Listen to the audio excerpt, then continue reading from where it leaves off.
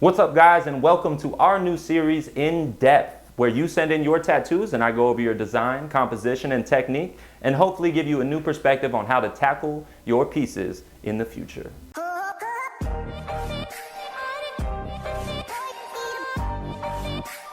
Tattoo was sent in by Tattoos by Christian. We're going to put his handle up right here so you guys could check out his Instagram. The tattoo he sent in looks like a piece he did, looks like a bull skull with a couple of roses. He's got some negative streaks going through it, which I like that, breaks up the busyness. So from what I see right off the bat, it looks like he's using a couple different techniques. If I zoom in here, you guys could kind of see he's using a stipple effect in some of the areas on the bull skull. And then other places in the bull skull, it looked like he shaded with a mag, and he just kind of whipped it out. So I don't know if that was intentional of using both of them in the bull skull to try to capture some kind of texture. Because I do that sometimes. I might use liner shading to add some texture in some areas and then contrasting the fact that the roses are smoothly shaded. Well, I would say that if you were going to use two separate techniques in the bull skull, I probably would have committed to one here on the skull and then committed to maybe going smooth on the roses so that you had that kind of contrast.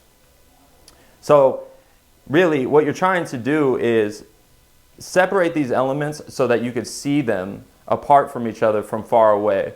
And the only thing that I'm seeing right now is there's a lot of gray going on. So if you notice that the skull, the rose, and the background seems to have the same amount of black, gray, and negative skin tone. So I guess the way we would try to fix that is, first of all, we can go to our airbrush tool here on Procreate. First of all, what we could do is we could decide what tone to commit to in the background of all of this. I think that's really going to help all of the objects that we have in this piece stand out, okay? So I see what you were trying to do here. You were trying to leave a highlight because this is solid black right here. I would say that you could commit to going darker in this background, just kind of like how you did here. So what you could do is kind of commit to that darkness here. You could still leave a little bit of a highlight here. But I think what you were trying to do is trying to like pick out areas to have gray and then pick out areas to have black. I would just say let's commit to the darkness, especially in this area is kind of right here. We can kind of commit to the darkness a little bit, just the same way you did here. And what that's going to do is it's going to allow the roses and the skull to pop forward a little more. I know I'm doing this a little rough and stuff, but it's just because I'm doing it quickly. We're going to erase some of that shading that I did on top of the roses so you can see what I mean.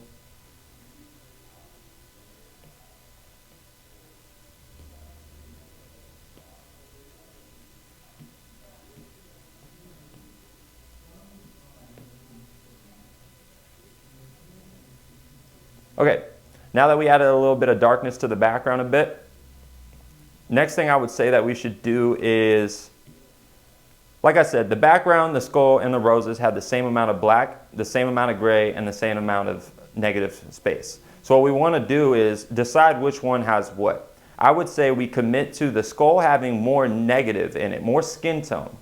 And then the roses, considering it's behind this negative streak and it's behind the skull, could be more toned over, so they kind of get pushed back a little bit more.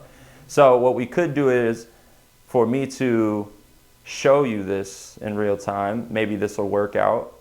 I'm going to try to use this skin tone airbrush right here and then show you how much open skin you could have left in this bull skull so that it would stand out. And I know this is kind of tough because you're trying to add detail and you really want it to have a lot in there to make it look dynamic, but sometimes simplifying the shapes that are supposed to be more bright in the piece helps a lot.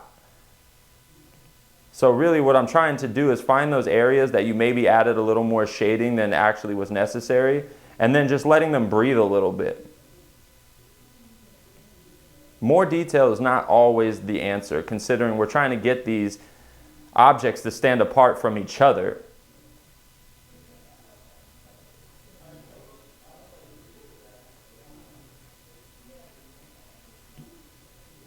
So we added a little more skin tone to the skull, to the bull skull. And now what I would say is, if we were to commit to toning over the roses a little bit more, And I noticed that you're using a whipping effect over here, which is good, and that's more of like a traditional way of doing gray and black and stuff. But I think in the realistic sense of what you're trying to get across, this needs to be smooth.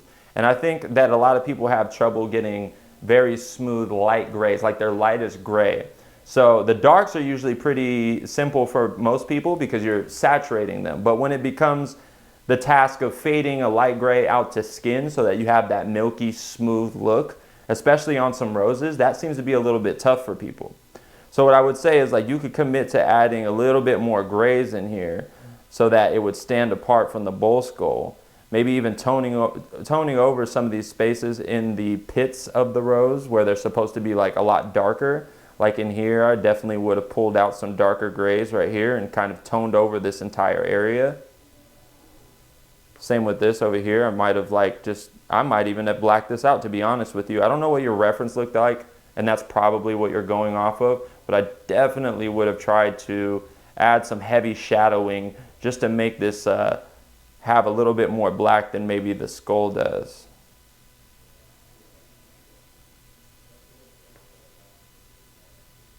Now I'm just doing this roughly so you guys get an idea of what I'm talking about.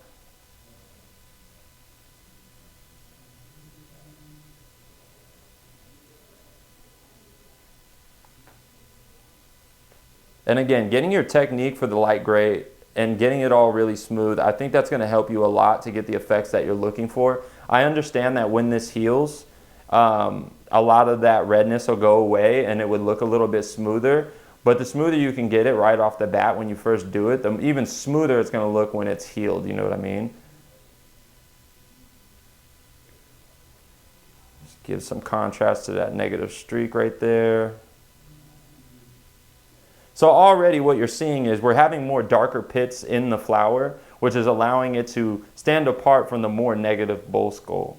And I would say that you could also do that to this rose down here. I'm not going to do that right now, but it would just help them stand apart. The big thing with contrast is not just how the overall piece stands out, but how each individual element stands apart from each other. You know what I mean? And considering this rose is pushed all the way in the background, it would help you a lot to add some more tones in the rose and then less tones in the bull skull.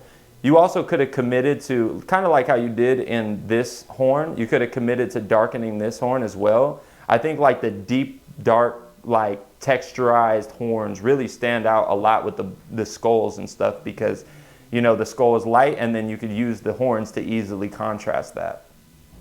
But yeah, man, overall, I think you have really good technique. I love the layout. I think that the composition is really good. You got the rose here that's sitting on the ball of the bicep. You have another rose with the negative streaks going up his tricep. And then you also have these negative shapes that are kind of framing out the front of the shoulder.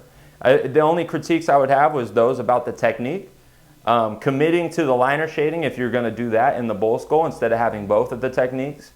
Or just committing to having a smooth skull as well with texture that you added with your round shader or something like that.